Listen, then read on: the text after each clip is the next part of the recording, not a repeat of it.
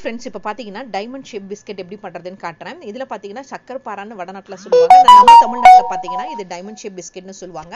இதில் பார்த்தீங்கன்னா ஸ்வீட்லேயும் பண்ணலாம், ஸ்பைசியாகவும் பண்ணலாம். இப்போ நான் ஸ்வீட் பண்ணுறது எப்படி பண்ணுறதுன்னு காட்டுறேன். இப்போ பார்த்தீங்கன்னா 1 கப் அளவு கோதுமை மாவு ஆட் பண்ணியிருக்கேன். இப்போ நான் எந்த கப் அளவு கோதுமை மாவு எடுத்தனோ அதே கப் அளவு மைதா மாவும் ஆட் பண்ணுறேன். இது மைதா மாவில் தான் பண்ணணும்னு இல்லைங்க, கோதுமை மாவு மைதா மாவு மிக்ஸ் பண்ணி பண்ணிங்கன்னா டேஸ்ட்டு சூப்பராக இருக்கும். இதை நீங்கள் வீடியோ ஸ்கிப் பண்ணாமல் பார்த்தீங்கன்னா 2 பிஸ்கெட்டுமே ஸ்வீட்லேயும் பண்ணியிருக்கேன், ஸ்பைசிலையும் பண்ணியிருக்கேன். ஸோ ஸ்கிப் பண்ணாமல் கடைசி வரைக்கும் பாருங்கள், உங்களுக்கே எப்படி இருக்குன்னு தெரியும். இது நிஜமாலுமே சொன்னேங்க, சும்மா சூழலில் டேஸ்ட்டு செம்மையாக இருந்தது. ஸோ இது ரெண்டுத்தையும் மிக்ஸ் பண்ணிவிட்டு நான் ஆஸ் யூஷுவல் பார்த்தீங்கன்னா ஸ்வீட்டுக்கு பிஞ்ச் ஆஃப் சால்ட் ஆட் பண்ணுவேங்க. இது ஸ்வீட்டை நல்லா தூக்கலாக எடுத்து காமிக்கும். ஸோ இப்போ இது ரெண்டுத்தையும் மிக்ஸ் பண்ணிவிட்டு ஒரு பிஞ்ச் ஆஃப் சால்ட்டை ஆட் பண்ணிவிட்டு நல்லா மிக்ஸ் பண்ணிக்கிறேன். ஸோ இந்த கோதுமை மாவு மைதா மாவு பிஞ்ச் ஆஃப் சால்ட் போட்டு நல்லா கையிலேயே வந்து நான் ரெண்டுத்தையும் போட்டு நல்லா மிக்ஸ் பண்ணிக்கிறேன். இதெல்லாம் ஆட் பண்ணதுக்கப்புறம் ஆஸ் யூஷுவல் என்னங்க, நெய் தான் ஆட் பண்ணுறேன். ஸோ நெய் வந்து ஆட் பண்ணிங்கன்னா ஸ்வீட் வந்து நல்லா சாஃப்டாக கிடைக்கும். ஸோ நெய் பார்த்தீங்கன்னா இந்த டேபிள் ஸ்பூன் அளவுக்கு ஒரு 6 டேபிள் ஸ்பூன் அளவுக்கு நெய் ஆட் பண்ணிக்கிறேங்க. ஸோ இந்த மாதிரி 6 டேபிள் ஸ்பூன் அளவுக்கு நான் நெய் ஆட் பண்ணிக்கிறேன். ஸோ அந்த ஸ்பூனை உங்களுக்கு காட்டுறேன். ஒரு பெரிய ஸ்பூனில் 6 டேபிள் ஸ்பூன் அளவு வந்து நெய் ஆட் பண்ணிக்கிறேங்க. ஸோ அந்த நெய் பார்த்தீங்கன்னா அந்த பிஸ்கெட்டுக்கு நல்ல சாஃப்ட்னஸ் கொடுக்கும். நெய் ஆட் பண்ணாவே ஸ்வீட் இல்லாமக்கு நெய் இல்லாமங்களா, ஸ்வீட்டுனாவே நெய் தான். ஸோ அது இந்த ஸ்வீட் பிஸ்கெட்டுக்கு பார்த்தீங்கன்னா இந்த நெய் ஆட் பண்ணிங்கன்னா சூப்பராகவே இருக்கும். அதில் என்னென்ன இன்க்ரீடியன்ஸ் போட்டிருக்கேங்கிறத மறக்காமல் நோட் பண்ணி வச்சுக்கோங்க, அப்போ தான் உங்களுக்கு அந்த அளவு கரெக்டாக வரும். அப்புறம் ஆஸ் யூஷுவல் பார்த்தீங்கன்னா தண்ணி ஆட் பண்ணிக்கணும். ஸோ இப்போ நெய், உப்பு, அந்த கோதுமை மாவு மைதா மாவு எல்லாம் போட்டு தண்ணி ஆட் பண்ணி மிக்ஸ் பண்ணிக்கிறேன். தண்ணி அளவு சொல்லலையேன்னு பார்க்குறீங்களா, தண்ணி கிட்டத்தட்ட பார்த்தீங்கன்னா அந்த லஸ்ஸி கிளாஸ் அளவில் பார்த்தீங்கன்னா ஒரு 1/2 கிளாஸ் அளவு தண்ணி தான் ஆட் பண்ணியிருக்கேன். ஸோ பார்த்தீங்கன்னா இது எல்லாத்தையும் போட்டு நான் நல்லா மிக்ஸ் பண்ணிக்கிறேன். ஸோ இது வந்து ரொம்ப நேரம் சோக் பண்ணணும்னு அவசியம் இல்லை, நீங்கள் கையிலேயே வந்து நம்ம சப்பாத்தி மாவு பண்ணிவோம்ல அந்த அளவுக்கு மிக்ஸ் பண்ணிக்கலாம். ஸோ கொஞ்சம் கொஞ்சமாக ஒரேடியாக தண்ணி ஊற்றாமல் கொஞ்சம் கொஞ்சமாக தண்ணி ஊற்றி மிக்ஸ் பண்ணிக்கோங்க. அதனால தான் சொல்கிறேன். நான் சொன்ன மாதிரி இதில் பார்த்தீங்கன்னா ஒரு பெரிய லஸ்ஸி கிளாஸில் 1/2 கிளாஸ் அளவு தண்ணி கரெக்டாக இருந்தது இதுக்கு. ஸோ நான் சொன்ன மெஷர்மெண்ட் கப்புக்கு இந்த 1/2 கிளாஸ் தண்ணி கரெக்டாக இருந்தது. ஸோ இது எல்லாத்தையும் போட்டு நல்லா மிக்ஸ் பண்ணி உங்களுக்கு காட்டுறேன். இது பார்த்தீங்கன்னா ரொம்ப இறுக்கமாகவும் இருக்கக்கூடாது, இந்த மாவோட பதம் ரொம்ப சாஃப்டாகவும் இருக்கக்கூடாது, ஒரு மீடியம் கன்சிஸ்டன்சியில் இருக்கணும், மீடியம் அளவுக்கு இருக்கணும். அது நான் பெனஞ்சி எந்த அளவில் இருக்குங்கிறதையும் உங்களுக்கு காட்டுறேன் பாருங்களேன். இப்போ இது எல்லாத்தையும் போட்டு மிக்ஸ் பண்ணி இந்த அளவுக்கு இருக்கணுங்க, குத்துனா இந்த அளவுக்கு இருக்கணும், அதுதான் வந்து கரெக்டான அளவுன்னே சொல்லுவேன். ஸோ இப்போ இதெல்லாம் போட்டு நல்லா மிக்ஸ் பண்ணி எடுத்து வச்சுட்டு ஒரு கப்பில் போட்டு மூடி வச்சுக்கிறேன். அடுத்தது வந்து பார்த்தீங்கன்னா ஸ்பைசி மாவு மிக்ஸ் பண்ணணும் இல்லைங்களா, அதையும் நான் உங்களுக்கு காட்டுறேன். இப்போ இதெல்லாம் போட்டு மிக்ஸ் பண்ணதுக்கப்புறம் இந்த ஸ்பைசி அளவு பார்த்தீங்கன்னா இதே கோதுமை மாவு அளவு ஒரு கப்பும், அதே பார்த்தீங்கன்னா அதே அளவு மைதா மாவு ஒரு கப்பும் நான் ஆட் பண்ணிக்கிறேன். ஸோ மைதா மாவு கோதுமை மாவு எந்த கப்பில் எடுத்தனோ அதே ஆஸ் யூஷுவல் பார்த்தீங்கன்னா மைதா மாவு எடுத்து நம்ம வந்து போட்டு வச்சுக்கணும், அதுதான் கரெக்டான அளவு.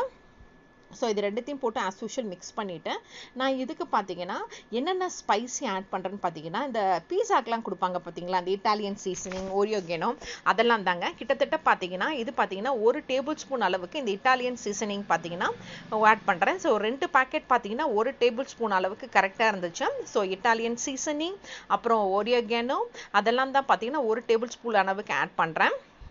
அப்புறம் பார்த்தீங்கன்னா சில்லி ஃப்ளேக்ஸும் 1 டேபிள் ஸ்பூன் அளவு ஆட் பண்ணுறேங்க. நான் சில்லி ஃப்ளேக்ஸும் ஆட் பண்ணியிருக்கேன், சில்லி பவுடரும் ஆட் பண்ணியிருக்கேன். ஸோ ஓரியோகேனோ, இட்டாலியன் சீசனிங், அப்புறம் சில்லி ஃப்ளேக்ஸு, அப்புறம் வேறு என்ன ஆட் பண்ணுங்கிறதையும் உங்களுக்கு காட்டுறேன் பாருங்களேன். ஸோ இதெல்லாம் தான் வந்து பார்த்தீங்கன்னா ஸ்பைசி பிஸ்கெட்க்கு ஆட் பண்ணேன். அப்புறம் ஒருத்தர் பார்த்தீங்கன்னா ஓரியோகேனோ. ஸோ இது எல்லாமே 2 பேக்கெட் அளவு அந்த பீஸா கொடுப்பாங்க பார்த்தீங்களா, அதுவே ஆட் பண்ணியிருக்கேன். ஸோ உங்கள் வீட்டில் இந்த மாதிரி நீங்கள் வாங்கி வச்சுருந்தீங்கன்னா கூட 1 டேபிள் ஸ்பூன் அளவு நான் சொன்ன கப்பு மெஷர்மெண்ட்டுக்கு கரெக்டாக இருக்கும். நீங்கள் உங்கள் குவான்டிட்டிக்கு ஏற்ற மாதிரி இந்த அளவு அதிகப்படுத்தணுமோ கம்மிப்படுத்தணுமோ பண்ணிக்கோங்க. ஸோ இப்போ இதெல்லாம் போட்டு இந்த ஸ்பைசிக்கு நான் ரெடி பண்ணிக்கிறேன். ஸோ இதெல்லாம் போட்டு நல்லாத்தையும் மிக்ஸ் பண்ணிவிட்டு அப்புறம் பார்த்தீங்கன்னா என்ன ஆட் பண்ணுறங்கிறதையும் உங்களுக்கு காட்டுறேன். ஸோ இது எல்லாமே இந்த 1 டேபிள் ஸ்பூன் அளவுக்கு இருக்குது. என்ன தான் நம்ம ஸ்பூனில் வச்சு மிக்ஸ் பண்ணாலும் கையில் பிணைஞ்சாதாங்க அதோட அளவு தெரியும், அதோட பதம் தெரியும் இல்லைங்களா. ஸோ அதோட மாவோட பதம் கரெக்டாக வரணும்னு பார்த்தீங்கன்னா கையில் பிணைஞ்சாதான் கரெக்டாக இருக்கும். ஸோ இதுக்கும் பார்த்தீங்கன்னா நான் வந்து பிங்க் சால்ட்டு தான் ஆட் பண்ணுறேன். பிங்க் சால்ட்டு பார்த்தீங்கன்னா இந்த அளவுக்கு ஆட் பண்ணியிருக்கேன். ஸோ வந்து உப்பு கம்மியாக இருந்தால் கூட பரவாயில்லைங்க, உப்பு ஜாஸ்தியாக இருந்தால் யாராலையும் சாப்பிட முடியாது. ஸோ நான் எடுத்த அளவு மெஷர்மெண்ட் தண்ணி ஆட் பண்ணிக்கிறேன். அப்புறம் ஆட் பண்ணிவிட்டு கொஞ்சம் கொண்டு வந்து பார்த்தீங்கன்னா இதுக்கு சுகரும் ஆட் பண்ணுறேங்க. ஸோ ஸ்பைசி ஸ்வீட் பிஸ்கெட்டுக்கு எப்படி நான் பிஞ்ச் ஆஃப் சால்ட் ஆட் பண்ணணும், அதே மாதிரி ஸ்பைசி பிஸ்கெட் பார்த்தீங்கன்னா பிஞ்ச் ஆஃப் சுகரும் ஆட் பண்ணுறேன். ஸோ இதெல்லாம் போட்டதுக்கப்புறம் as usual chilli powder add பண்ணுறேங்க. சில்லி பவுடர் பார்த்தீங்கன்னா இந்த மாதிரி 1/2 டேபிள் ஸ்பூன் அளவு ஆட் பண்ணியிருக்கேன். ஸோ ஆட் பண்ணிவிட்டு இதெல்லாம் போட்டதுக்கப்புறம் இது எல்லாத்தையும் மிக்ஸ் பண்ணிக்கிறேன். மிக்ஸ் பண்ணதுக்கப்புறம் ஆஸ் யூஷுவல் பார்த்தீங்கன்னா நெய் தான் ஆட் பண்ணுறேன். ஸோ இந்த பவுடரோட இந்த மசாலாவில் நல்லா மிக்ஸ் பண்ணிவிட்டேன்.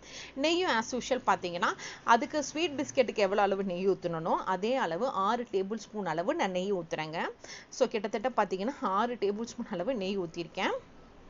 ஸோ ஸ்வீட் பிஸ்கெட்டுக்கும் என்ன அளவு போட்டணும் அதே தான் ஸ்பைசி பிஸ்கெட்டுக்கும், பட் எக்ஸ்ட்ரா இந்த ஸ்பைசஸ் மட்டும் தான் போட்டிருக்கேன்.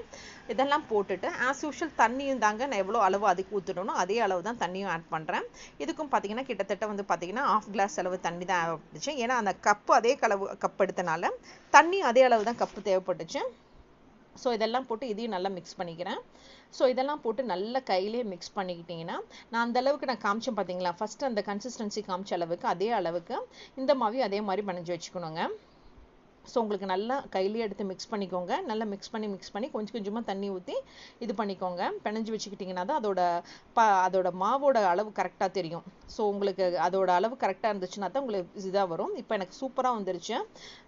நான் சொன்ன மாதிரியே இந்த மசாலாலாம் போட்டு பிணையவே அந்த வாசனை செமையாக இருந்துச்சு. அந்த ஒரேகனோ இட்டாலியன் சீசனிங் இதுதான் அதுதான் கையில் சூப்பர்னு காமிச்சிருப்பேன். செம்மையாக இருந்துச்சு. ஸோ இதுக்குமே பார்த்தீங்கன்னா நான் சொன்ன அளவு கரெக்டாக இருந்துச்சு. நான் எடுத்த கப் அளவு எடுத்தீங்கன்னா உங்களுக்கோட இதெல்லாம் கரெக்டாக இருக்கும்.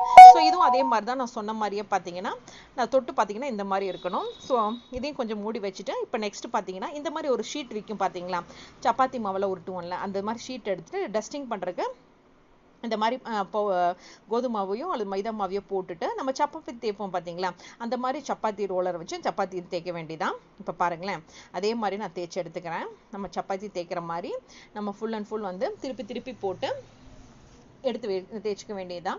இது வீட்டில் எல்லாருமே சிம்பிளாக பண்ணலாங்க. பட் இந்த அளவுக்கு இருக்கணும், ரொம்ப மீடியமாகவும் இருக்கக்கூடாது, ரொம்ப திக்காக இருக்கக்கூடாது. அப்புறம் பார்த்தீங்கன்னா நம்ம லைன் போட்டுக்க வேண்டியதுதான். So vertical line horizontal line போட்டுக்க வேண்டியதான். ஃபர்ஸ்ட் எப்பயுமே இந்த மாதிரி ஸ்ட்ரெயிட்டாக ஒரு லைன் போட்டுக்கோங்க. நைஃபில் ரொம்ப கீறாமல் பார்த்துக்கோங்க, ஏன்னா அடியில் இருக்கிற ஷீட் வந்து பார்த்தீங்கன்னா கிழிஞ்சிடும். ஸோ அதனால் போட்டுட்டு அதையும் வந்து நீங்கள் திருப்பி வந்து திரும்ப போட்டுக்கலாம். கொஞ்சம் ஸ்ட்ரைட்டாக போட்டிங்கன்னா வந்து பார்த்தீங்கன்னா அது வந்து ஸ்கொயரில் வரும். இப்படியே கொஞ்சம் கிராஸாக போட்டிங்கன்னா இந்த மாதிரி பார்த்தீங்கன்னா அது வந்து டைமண்ட் ஷேப்பில் வரும். இப்போ நான் போட்டிருக்கிறேன் பார்த்தீங்களா, இந்த மாதிரி போட்டுக்கோங்க. இது கை வச்சு போடுங்க, அந்த மாதிரி நீட்டாக வரும். கொஞ்சம் மெதுவாக நிதானமாக பண்ணிங்கன்னா நீட்டாக ஷேப் வரும். அதை வந்து பார்த்தீங்கன்னா இந்த மாதிரி ஒரு பிளேட்டில் எடுத்து நீட்டாக வச்சுட்டேன். இப்போ பார்த்தீங்களா செமையாக இருக்குல்ல பார்க்குறக்கே. ஸோ இந்த மாதிரி கட் பண்ணதான் அந்த மாதிரி ஒரு பிளேட் எடுத்து நீட்டாக வச்சுட்டேன். அடுத்தது பார்த்தீங்கன்னா இந்த ஸ்பைசி இதையும் அதே மாதிரி எடுத்து நீட்டாக வந்து நான் வந்து உங்களுக்கு அதே மாதிரி கட் பண்ணி ஷேப் பண்ணி காட்டுறேன். ஸோ இந்த அளவுக்கு இருக்கணுங்க திக்னஸ்ஸு. அதே மாதிரி போட்டுட்டு இதையும் அதே மாதிரி வந்து பார்த்தீங்கன்னா வெர்டிக்கல் லைனும் ஹரிசான்டல் லைன் நான் சொன்னேன் பார்த்தீங்களா, ஸ்வீட்டுக்கு எப்படி போட்டேன் அதே மாதிரி காரத்துக்கும் போட்டுக்கோங்க. அதே மாதிரி இதையும் வந்து கட் பண்ணி வச்சுக்கோங்க. டைமண்ட் ஷேப்பில் வேணுமோ ஸ்கொயர் ஷேப்பில் வேணுமோ உங்கள் இஷ்டம் தான். இதுக்கு வந்து பார்த்தீங்கன்னா நிறைய மோல்டெல்லாம் கூட கிடைக்குது, இல்லை இந்த பீஸா கட்டரில் கூட கட் பண்ணி வச்சுக்கலாம். அப்புறம் அதெல்லாம் கூட ரெடி பண்ணி வச்சுக்கோங்க. இதுக்கு பார்த்தீங்கன்னா நான் ஃபஸ்ட்டு எண்ணெயில் பொரிச்சு எடுக்கிறதுக்கும் சுகர் சிரப்பும் பண்ணி வச்சுருக்கேன். சுகர் சிரப் பார்த்தீங்கன்னா 1 கப்பு சுகர் எடுத்தீங்கன்னா அதே 1 கப் அளவுக்கு ஒரு 3/4 கப் அளவு தண்ணி ஊற்றி சுகர் சிரப் ரெடி பண்ணிக்கோங்க, ஒரு கம்பிப்பத அளவுக்கு. இப்போ பார்த்தீங்கன்னா எண்ணெய் சூடாயிடுச்சு. ஸோ சுகர் சிரப்பு உங்களுக்கு ஏற்கனவே நான் எல்லா இடத்துலையும் காமிச்சிருக்கேன். ஸோ அதனால் நான் இதில் காமிக்கல. ஸோ இப்போ எண்ணெய் சூடானால இதை ஃபஸ்ட்டு பொரிச்சு எடுக்கிறேன். சுகர் சிரப்பு வேணும்னா கமெண்ட் செக்ஷனில் சொல்லுங்கள், அது கரெக்டான அளவும் சொல்கிறேன் நான் உங்களுக்கு. ஸோ இப்போ பார்த்தீங்கன்னா எண்ணெய் சூடானோடனே இப்போ பார்த்தீங்கன்னா அதெல்லாம் போட்டு பொரிச்சு எடுக்கிறேன். இது நல்லா கோல்டன் கலர் வர வரைக்கும் நல்லா பொரிச்சு எடுக்கணுங்க, அப்போ தான் நீட்டாக வரும். ஸோ இப்போ பார்த்தீங்கன்னா ஒன்றா போடுங்க, அப்போ தான் பொறுமையாக வரும். இது கொஞ்சம் மீடியமில் வச்சுட்டு போட்டுட்டு அதுக்கப்புறமா அடுப்பை தூக்கி விடுங்க. இப்போ பாருங்கள் எல்லாத்தையும் போட்டுட்டு நான் லைட்டாக திருப்பி விட்றேன். பார்க்குறக்கே நல்லா வந்தது, பொரிஞ்சு வரக்கு அது குட்டி குட்டி பூரிஸ் எல்லாம் எப்படி வரும் அந்த மாதிரி இருந்தது பார்க்குறக்கே. சூப்பராக இருந்தது பார்க்குறக்கே. பட் ரொம்ப டைம் எடுத்துச்சுங்க, பார்க்குறக்கே அழகாக இருக்குல்ல. இப்போ பார்த்தீங்கன்னா இதெல்லாம் எடுத்து கோல்டன் கலர் வந்ததுக்கப்புறம் நான் ஒரு பேப்பர் டவலில் போட்டு அந்த எண்ணெயெல்லாம் ட்ரைன் பண்ணி எடுக்கிறேன். ஸோ இது நல்ல கோல்டன் கலரில் வந்துருச்சு. இந்த பக்கம் பார்த்தீங்கன்னா சுகர் சிரப் ரெடி ஆகிடுச்சு. ஸோ அதை ஆறுனதுக்கப்புறம் சுகர் சிரப்பில் போட்டு நான் அப்படியே மிக்ஸ் பண்ணுறேன். இதை அடுப்பு சிம்பிளாக வச்சுட்டு சுகர் சிரப்பில் எல்லாத்தையும் பொரிச்சு போட்டதுக்கப்புறம் நீங்கள் விட்டுட்டு மிக்ஸ் பண்ணிக்கிட்டே இருக்கணும். அப்போ தான் பார்த்தீங்கன்னா அந்த சுகர் வந்து பார்த்தீங்கன்னா ஒயிட்டாக ஃபார்ம் ஆகி வரும். இப்போ பாருங்கள் நான் பொரிச்சது எல்லாத்தையும் போட்டு ஆறுனதுக்கப்புறம் கொஞ்சம் கொஞ்சமாக போட்டு சுகர் சிரப்பில் அப்படியே மிக்ஸ் பண்ணிகிட்டே இருக்கேன். அப்படி மிக்ஸ் பண்ணிகிட்டே இருக்க தான் உங்களுக்கு நல்லா வரும். ஸோ அது மிக்ஸ் ஆகுது சுகர் சிரப்பில் ஊறுறதுக்குள்ள அடுப்பில் சிம்மில் வச்சு ஊறுறதுக்குள்ள இந்த ஸ்பைசியாக இருக்கிறதையும் பொரிச்சு வச்சலாம். ஸ்பைசியாக இருக்கிறதையும் இப்போ நான் பொரிக்கிறேன். இப்போ ஸ்பைசியாக இருக்கிறது ஆஸ் யூஷுவல் நம்ம ஸ்வீட்டுக்கு பொரிச்ச மாதிரியே அதே அளவு தான் பொரிக்கணும். இப்போ சுகர் சிரப்பு பாருங்களேன், முதல்ல நான் போட்டப்போ எப்படி இருந்துச்சு, இப்போ அதை பொரிக்க அதை அப்படியே மிக்ஸ் பண்ணிகிட்டே இருந்தேன். இப்போ பாருங்கள், கொஞ்சம் நேரம் ஆக ஆக அந்த சுகர் அப்படியே ஃபார்ம் ஆகி ஒயிட் கலரில் ஃபார்ம் ஆகி வந்துருச்சு பாருங்களேன்.